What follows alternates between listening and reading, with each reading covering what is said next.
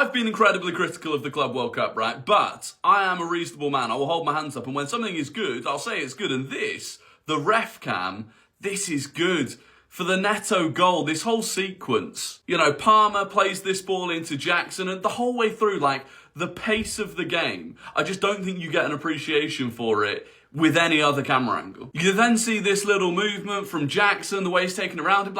I'm like, is there contact there on Jackson? I don't know. I think if we saw more of this, I think you would genuinely have more of an appreciation for how difficult it is to be a referee. You then see Jackson play a lovely ball through to Neto, and suddenly the referee's got to get on his bike. You get a brilliant angle of Neto sitting his defender down here. And then you get to see the Neto goal. And I just think, because of the way the camera's like bouncing around and stuff as well, and the pace of it, like I said, like, I do just think if we had this in the Premier League, the Champions League, wherever, when referees make mistakes, if you saw this angle of it, if you saw what they were seeing at the speed that they were seeing it at, I do just think you'd be like, fair enough, it is difficult. Chelsea 2, LAFC 0, let's talk about it. Now this was job done for Chelsea, 2-0 win in our first group stage game of the Club World Cup, and to be honest, it wasn't anything special. It felt very much like a pre-season game for Chelsea, just going through the gears.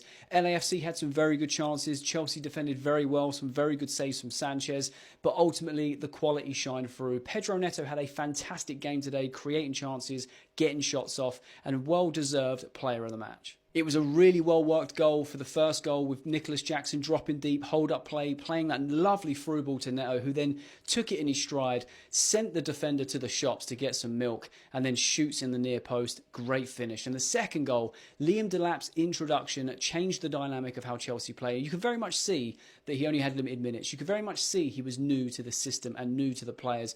Wasn't quite on the same wavelength, which is to be expected. He's still a new signing, but I very much liked what I saw from Delap. Very physical, loves pressing, always trying to be a nuisance with the centre-backs, and he gets himself an assist today. And there's something very special about the cross that he put in for Enzo Fernandez, who also has some incredible late runs into the box, which we know Enzo Maresca's been teaching him, but today it proved that it's just become more natural to him as a player. The very important thing about Delap's cross, and not a lot of people may know this or they may overlook this type of thing, but when a natural striker crosses the ball into the box, they always cross the ball into where they would like to receive it, which is why typically when strikers cross the ball, they are very, very dangerous. And that's exactly what Delap did. He put that ball in on his right foot, and he placed it where he would like to receive it, which is exactly where Enzo Fernandez was arriving late. It was just a very well taken goal, an assist on his limited minutes of his Chelsea debut. It's just an all-round good performance, nothing too special, going through the gears, and a well-worked victory. Now, I really didn't know what to expect with the Club World Cup. There was a lot of empty seats in this stadium. There has been for a lot of the Club World Cup games.